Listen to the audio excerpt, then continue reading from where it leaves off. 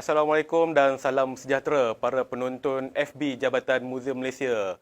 Hari ini kita bersiaran sekali lagi dengan program Tanya Kurator yang akan kita bincangkan tajuk-tajuk topik-topik yang panas di muzium sebenarnya. Tapi hari ini kita nak bawakan satu tajuk berunsurkan tekstil. Dan hari ini kita bersama dengan Encik Muhammad Syahrul bin Abdul Ghani. Beliau merupakan kurator di bahagian penyelidikan dan dokumentasi Jabatan Muzium Malaysia. Selamat datang Encik Syahrul. Terima kasih. Ke program Tanya Kurator. Dan hari ini kita nak bawakan satu tajuk yang kita akan kupas bersama dengan penyelidik kita. Kurator ni sebagai penyelidik sebenarnya. Dan tajuk pada hari ini adalah pemeliharaan tekstil secara tradisional. Betul Cik Syahrul ya? Ya, betul. Kita tengok secara tradisinya, tekstil ni memang dititik beratkan penjagaannya. Jika tidak, orang kata benda tu tak ada kesinambungan, kelestarian. Tambah-tambah kita di dalam bidang institusi permuziuman ni Cik Syahrul, lebihlah kita mengambil berat tentang penjagaan khusus. Tetapi masyarakat yang terdahulu, masyarakat kampung amnya, mereka mestilah ada orang kata kaedah tertentu dalam mengekalkan kelestarian tekstil secara tradisional ni. Dan sebagai seorang yang terlibat dalam kajian dalam proses mendapatkan data-data iaitu penjagaan tekstil secara tradisional ni, saya nak bertanyalah kepada Cik Syahrul. Orang kata seperti tak lapuk dik hujan, tak lekang dik panas sebenarnya. Iaitu tekstil ni menjadi salah satu pakaian yang orang kata sinonim dengan semua masyarakat di Malaysia. Terutamanya bila kita sebut pakaian tradisional, pakaian moden dan sebagainya lagi. Tetapi kita hari ni kita nak tahu pakaian yang daripada bahan organik ni sendiri, mesti ada sejarahnya yang tersendiri kita nak kongsikan dengan para penonton. Boleh tak Cik Syahrul kongsi dengan kita semua tentang sejarah pemeliharaan secara tradisional ni sebenarnya di Malaysia khususnya. Silakan Cik Syahrul. Okey, bismillahirrahmanirrahim. Okey, beginilah pada asalnya catatan ataupun secara bertulis yang tidak ada di Malaysia. Sebab kita tidak mengamalkan, mungkin selepas kedatangan British baru ada catatan, sama ada rekod, gambar, foto, macam-macam lagi. Cuma dahulu dia macam memberi melalui lisan saja. So benda-benda yang melalui lisan ini amat sukar untuk kita, cuma orang-orang dahulu saja yang tahu benda tu. Okay, penjagaan tekstil secara tradisional ni tak diamalkan lagi pada masa kini. So, jadi permasalahannya benda ini tak diteruskan lagi. Tidak diteruskan lagi. Maka kajian penyelidikan yang hendak dilakukan ini adalah untuk mencungkil kembali, apakah rahsia resipi-resipi yang digunakan oleh nenek moyang kita dahulu untuk menjaga tekstil tradisional ini. Terutamanya tekstil yang digunakan ataupun pakaian-pakaian yang digunakan di dalam upacara-upacara rasmi seperti perkahwinan, ada istiadat, itu. Pakaian-pakaian ini atau tekstil ini tidak dipakai selalu. Hanya dipakai untuk upacara-upacara tersebut sahaja. Ya, sebab yalah kita sedia maklum sebab ada pakaian yang sesuai untuk upacara keagamaan. Ada pakaian yang sesuai untuk upacara keramaian lain seperti perkahwinan dan sebagainya. Jadi inilah yang dikatakan apa yang dimaksudkan oleh Cik Syahrul tadi, tak ada orang kata kesinambungan terhadap sumber-sumber ni. Jadi inisiatif Cik Syahrul dan juga tim beliau di bahagian penyelidikan dan dokumentasi ini nak mengumpul semula, mendapatkan data-data ini supaya kita tak akan pupus sebegitu sahaja sebenarnya. Jadi ada kesinambungan untuk masyarakat pada generasi yang akan datang boleh mengaplikasikan benda ini. Betul betul Cik Syarul? Betul. Baiklah, Cik Syarul, umumnya tekstil ni merupakan antara koleksi etnologi yang ada di Jabatan Muzium Malaysia seperti yang kita maklum. Dan dalam kaedah pemeliharaan sudah tentulah institusi permuziuman ni dia ada standardnya yang tersendiri yang kita kena ikut, yang telah ditetapkan sebenarnya. Tapi kalau kita rujuk kepada masyarakat ataupun orang yang terdahulu, mesti ada kaedah mereka sendiri nak menjaga tekstil itu. Okey. Dan sebab perkara yang paling senang sekali yang kita boleh dapatlah pada tekstil itu adalah peluh. Bila kita pakai, mesti baju tu berpeluh, melekat selain daripada benda kotor yang lain.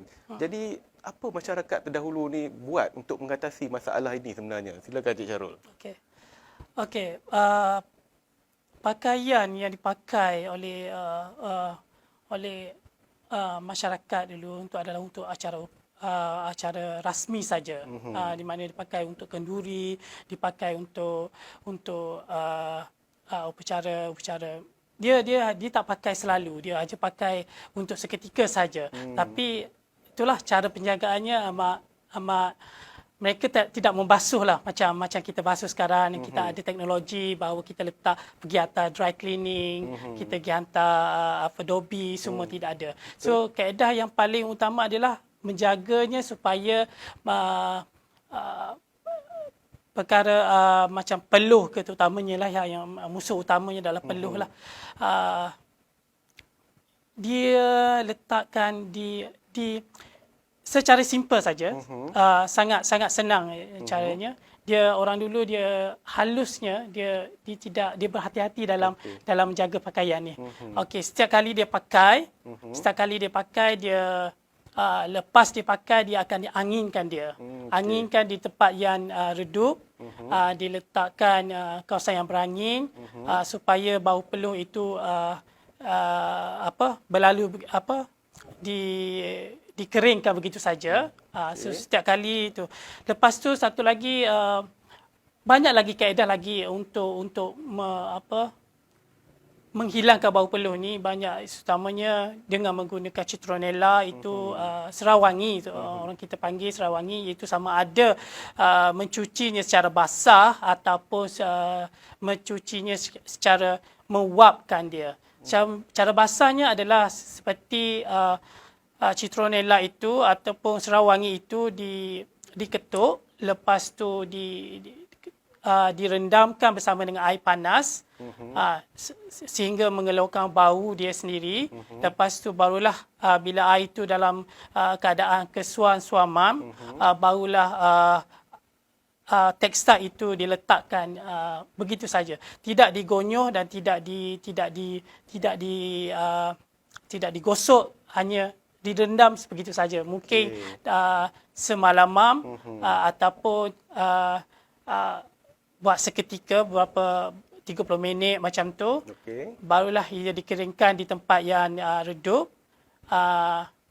yang berangin dan keadaan itu. Dan satu lagi kaedahnya adalah menggunakan juga serawangi ni. Dia menggunakan air yang mendidih, dia letakkan serai itu, serawangi itu dalam yang telah ditumbuk. Lepas tu bila uap air itu naik, dia diletakkan kain itu ataupun tekstil itu di atas permukaan itu. Jadi uap itu akan terkena dengan di kawasan-kawasan, terutamanya di kawasan yang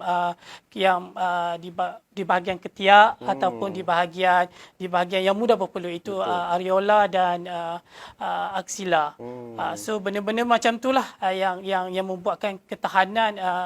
Dia hanya mewangikan, iaitu perfuming. Perfuming itu mewangikan tekstil itu tanpa melibatkan apa-apa bahan pembasuh yang lain. Bila sebut pasal peluh tadi, peluh ni dia tak lari. Sebenarnya peluh ni daripada garam. Daripada garam. Jadi ini selain daripada membuatkan bau yang tidak sedap pada pakaian tersebut, pada tekstil tersebut, ia juga boleh merosakkan tekstil tersebut sebenarnya. Boleh, orang kata kalau warna tu boleh menjadi pudar. Daripada material tersebut pun boleh menjadi musnah lah. Kalau tekstil pembuatan tertentu, Cik Syarul? Dia macam ni, Cik Isri. peluh ni dia berasal daripada darah tu sendiri, pada human body itu biological human tu sendiri. Dia mempunyai garam ataupun lemak lah. Lemak, dari segi lemak tu, lepas tu dia akan bila peluh ini terdedah dengan keadaan semula jadi persekitaran, maka wujudlah kegiatan microorganisma yang lain. Sebab itulah yang menyebabkan dia akan berbau. Lepas tu kadang-kadang dia akan meletakkan macam tompok-tompok kuning di bahagian pakaian kita tu. So lama-kelamaan kalau benda ini tidak diatasi, lama-lama dia akan merosakkan struktur tekstil itu sendiri. Merosakkan tekstil sendiri. Maka untuk mengelakkan peluh atau peluh yang terdiri daripada garam itu adalah yang berasid lah, yang garam ataupun lemak itu yang menyebabkan kita membuatkan pakaian itu sendiri akan merepuk ataupun menjejaskan nilai-nilai estetika pakaian itu sendiri. Terutamanya pakaian macam songket, macam batik, yang pakaian-pakaian kain-kain tekstil macam ni adalah yang berharga, yang memerlukan masa yang lama untuk menghasilkannya. Betul. So jadi nilai dia teramat tinggi. Jadi pemakai akan lebih baiklah menjaganya daripada mengeluarkan kos yang tinggi untuk itu.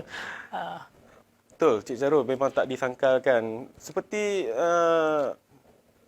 penonton di luar sana, mesti ada koleksi tekstil masa hari perkahwinan mereka, tekstil pakaian daripada songket, ataupun baju-baju, pakaian-pakaian yang ada kenangan tersendiri. Jadi diorang mesti menjaga benda ni. Sebab kalau kita tengok masyarakat terdahulu, dia tak ada pun yang, kalau kita tengok pada pakaian sekarang, ada satu tagging pada dalam pakaian tu. Nak menggunakan suhu yang bagaimana, bila menggunakan setrika tu suhu yang macam mana pula. Okay? Dari segi pencucian pakaian tu sendiri. Jadi sekarang dah, orang kata arus pemodenan sekarang, kita dah ada guideline macam tu. Tetapi pada zaman dahulu tak ada pun guideline yang kita ada sekarang ni sebenarnya. Tapi masyarakat terdahulu dapat mengekalkan tekstil secara kaedah tradisional ni. Jadi ini adalah salah satu yang boleh kita banggakan sebenarnya. Tetapi berbalik kepada apa yang Cik Syarul jelaskan pada awal tadi, memang satu cabaran lah untuk mengumpulkan balik data-data tersebut untuk kita mengaplikasikan benda ni, dan juga untuk tatapan generasi pada akan datang sebenarnya. Dan Cik Syarul, walaupun kita berada dalam era pemodenan yang serba canggih ni, di mana kesukaran yang terdahulu sekarang ni dah menjadi senang sebenarnya, okey? Dan merujuk pada penjagaan tekstil ataupun pakaian dengan kaedah moden ni, Cik Syarul sendirilah, okey, mengaplikasikan kaedah tradisional ni, apakah signifikannya terhadap kajian yang dijalankan ni? Sebab benda dah ada, benda moden semua ni. Kenapa nak tumpu sangat tentang kaedah tradisional ni sebenarnya? Boleh Cik Syarul jelaskan dekat kita semua? Baik Cik Yusri. Ya. Dia macam ni Cik Yusri. Dia masyarakat kita ni masih terperangkap dalam era pemodenan. Bila disebut Mungkin kita punya matlamat ataupun mandat kerajaan kita sendiri pun meletakkan bahawa okey, kita harus menuju ke arah negara yang maju.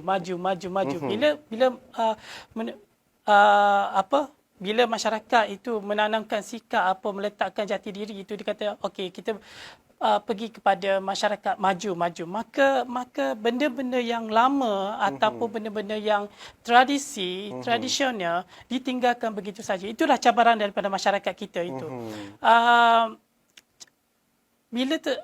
Dan golongan dia ada antara krisis ini, dia ada antara golongan terdahulu dengan golongan muda sekarang. Golongan tua dan golongan muda, dia mengalami krisis di mana bila golongan muda terlalu mengejar pemodenan dan golongan tua cuba mengekalkannya. Jadi akan wujud harus satu konflik di situ.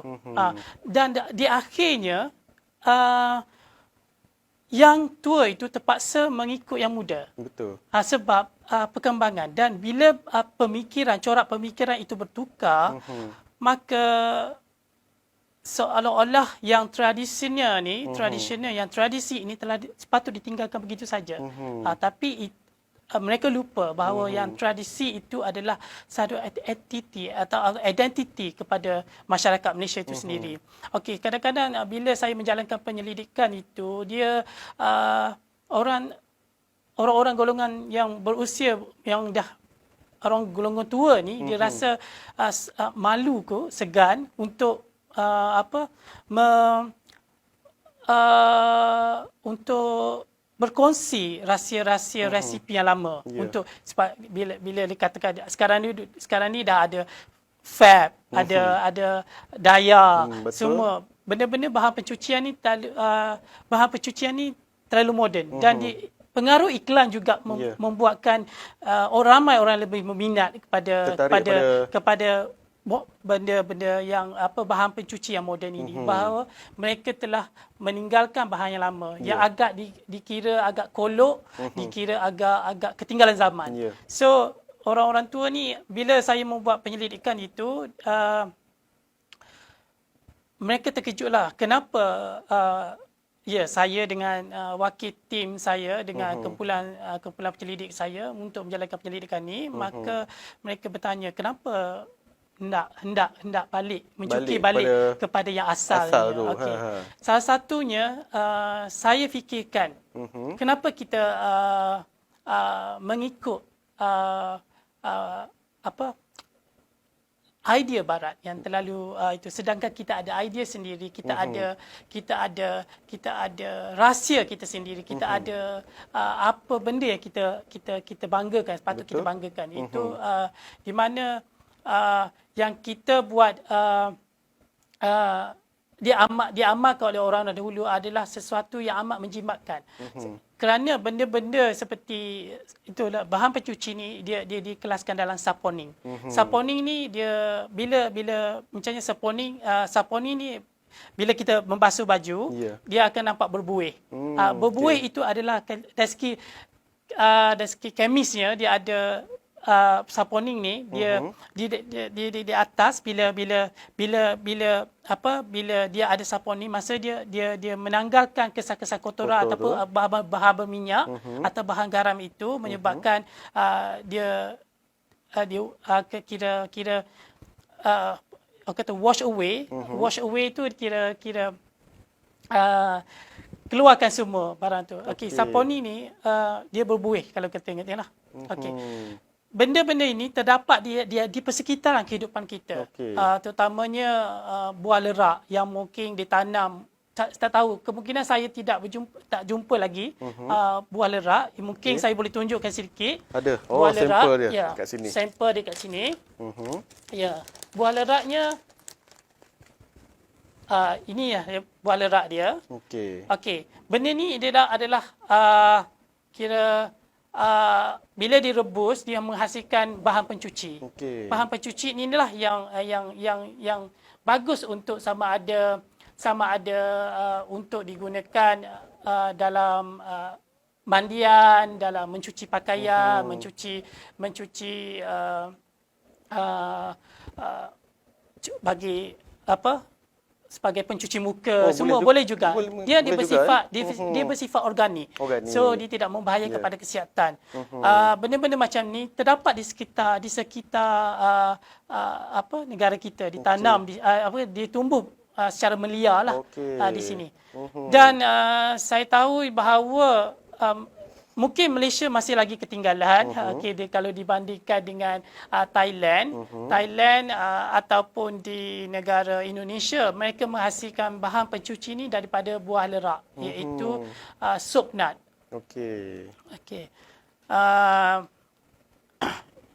Benda-benda macam ni mudah didapati di negara kita lah. So ia hanya bukan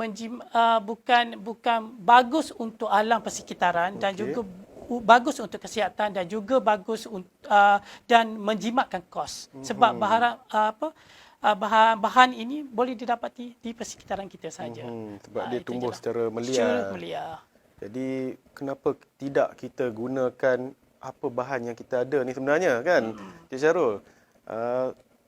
Saya tertarik tadi bila Cik Syarul dan tim pergi membuat kajian, menjumpa orang lama tetapi disoal semula. Kenapa nak tahu kaedah yang tradisional ni sedangkan berada di zaman yang moden?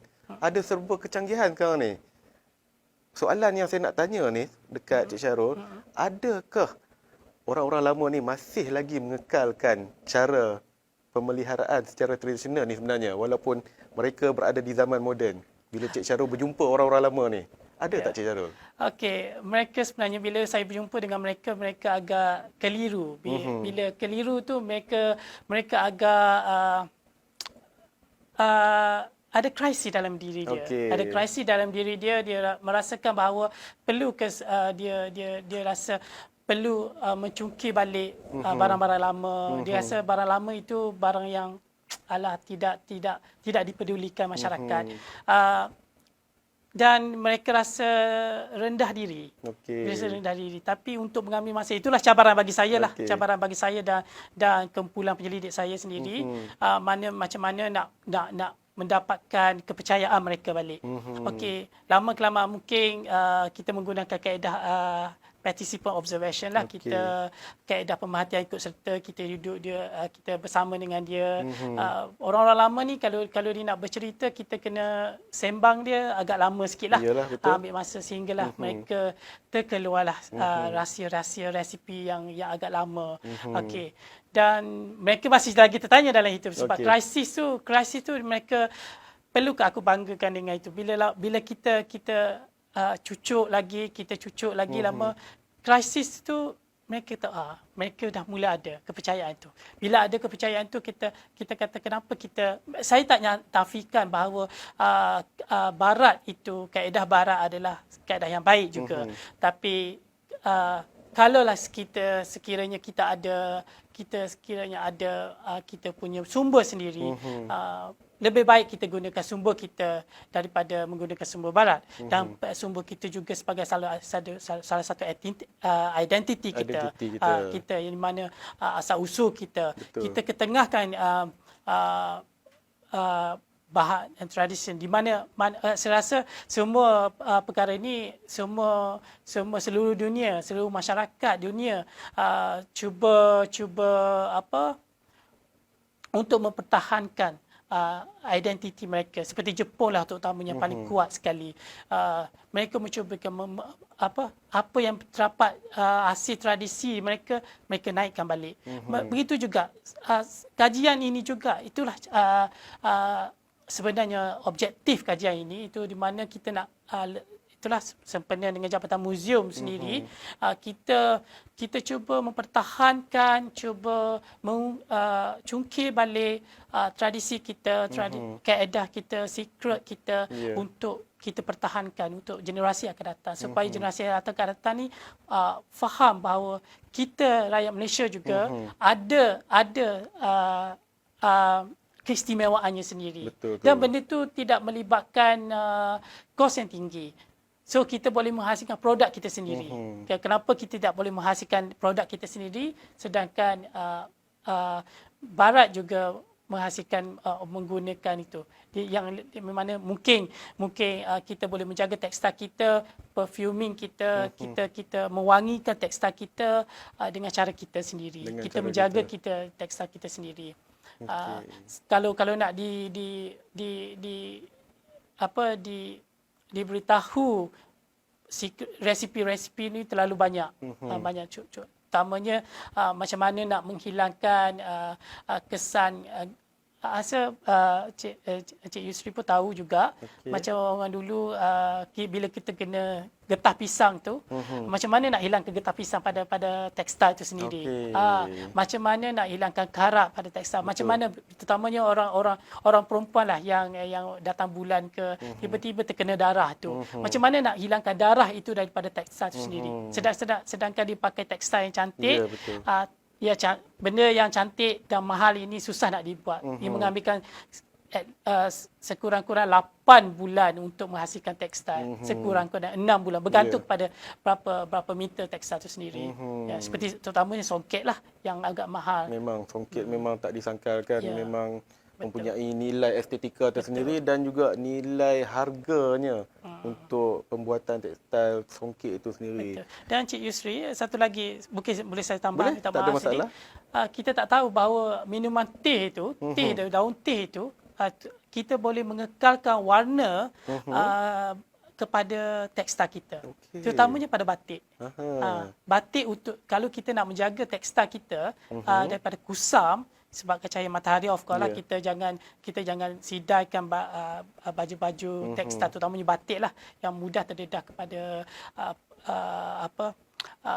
pudarnya disebabkan cahaya matahari itu sendiri. Maka teh adalah air itu daun teh itu direndamkan bersama tekstil itu sendiri untuk mengurangkan kepudaran pada tekstil itu bila kita jemur itu sendiri. Itu dia menjaga warna, itulah dia menjaga mata. Dia dikatakan sebagai satu pengikat warna itu sendiri. Ya. Jadi menggunakan bahan organik. Organik. Untuk nak menjaga organik juga sebenarnya. Ya, betul. Tekstil ni sebenarnya daripada bahan organik. Ya. Jadi orang kata nak meserakan, melestarikan benda ni, menyesuaikannya, gunalah bahan organik untuk berlawan dengan organik. Kalau kita menggunakan bahan lain, mungkin terdapat unsur-unsur yang tidak mesra pada tekstil tu. Betul. Jadi itu yang akan merosakkan tekstil tu. Betul. Dan juga tak ada orang kata jangka hayat yang panjang yang kita nak jaga. Dan Kita katakan mesra alam lah. ya, mesra alam Kita lah. hidup dalam mesra alam. Ya, betul tu. Okey. So, Cik Syarul, sebagai seorang curator dan penyelidik, apakah usaha ataupun tindakan yang Cik Syarul lakukan ataupun ada aktiviti-aktiviti tertentu bagi memastikan kesinambungan ianya terus berlangsung dalam pemeliharaan tekstil secara tradisional ni sebenarnya? Okey, baiklah, saya rasa satu kaedah cara yang berkesan adalah iaitu membawa komuniti. Membawa komuniti itu sendiri ke dalam research sebab kajian saya ni sendiri, iaitu sebab resipi-resipi rahsia yang diberitahu melalui lisan ini tidak ada ketepatannya sendiri. Dia macam berapa gram, macam bila kita nak buat meratus lah katanya, meratus. Yeah. Meratus itu dalam dikatakan dalam teknik meratus tu pewangian tekstil, orang kata dry cleaning. Jadi meratus itu sendiri tidak ada bahan-bahan yang spesifik. Sepertinya memang dia kata macam serai wangi, halba, tapi kita tidak tahu berapa banyak kuantiti yang perlu diletakkan untuk meratus itu sendiri. Jadi melibatkan komuniti itu bersama masyarakat kampung, kita melibatkan aktiviti, kita buat program, kita buat bengkel, melibatkan sendiri. Dengan satu dalam tidak kita sedari bahawa mereka juga ada benda itu. Jadi kita akan buat catatan di situ. Berapa jumlah. Jadi setiap saya dulu pernah buat di Matang, di Muzium Matang dan di Istana Budaya, kita letak bengkel. Mana kita buat bengkel secara hands on. Jadi mereka ni akan uji berapa miligram, ada 3-4 grup. Jadi kita tengok apa hasilnya. Nanti ada berbezalah hasilnya. Kita tengok berapa wangi tekstil itu sendiri dan macam mana mereka berapa tempoh dia punya tu. Itu kita akan sukatlah kita catat. Sebab penyelidikan ini tidak berhenti begitu saja, sebab masih lagi kita boleh jumpa lagi kita punya sukatan yang betul. So kita cuba akan diteruskan lagi untuk masa hadapan. Tu pelibatan komuniti amat penting dalam kajian ini. Okey. Begitulah ya apa yang telah dijelaskan oleh Cik Syarul Maknanya kajian ini bukan semata-mata kajian di peringkat yang orang kata di Jabatan Muzium saja, tapi melibatkan komuniti sebenarnya di luar sana. Itu adalah antara usaha yang telah dijalankan oleh Cik Syarul dan juga tim beliau dalam kajian terhadap pemeliharaan tekstil secara tradisional ni. Baiklah Cik Syarul, kita sebenarnya dah sampai ke penghujung program kita. Jadi kami mengucapkan terima kasih kepada Cik Syarul kerana sudi berkongsi maklumat, info dan juga ilmu pengetahuan tentang pemeliharaan tekstil secara tradisional ni. Maknanya bukan semua orang tahu sebenarnya benda ni. Apa nama? Mungkin Cik Yusri, mereka dia orang tahu tapi dia tidak tampil ke depan untuk. tak tampil ke depan. Saya galakkanlah mereka untuk tampil ke depan, Ya. untuk bersama-sama kita mencari apa secret recipe yang sebenarnya. Okey. Tu. Kita mengalu-alukan sebenarnya. Mengalu-alukan. Yes. Sebab bila kita buat kajian ni, kita sentiasa menambah data-data yang sedia ada. Betul. Dan data ni untuk generasi yang akan datang juga untuk membuat rujukan sebenarnya. Baiklah para penonton di luar sana, jangan lupa untuk dapatkan informasi tentang aktiviti dan juga program permuziuman kami di seluruh Malaysia melayari website www.jmm.gov.my dan juga jangan lupa untuk like, share dan juga follow Facebook dan juga Instagram Jabatan Muzium Malaysia. Dan akhir kata daripada saya buat anda semua, jom kita hayati sejarah negara kita dengan tagline Muzium Kita, Tamadun Kita.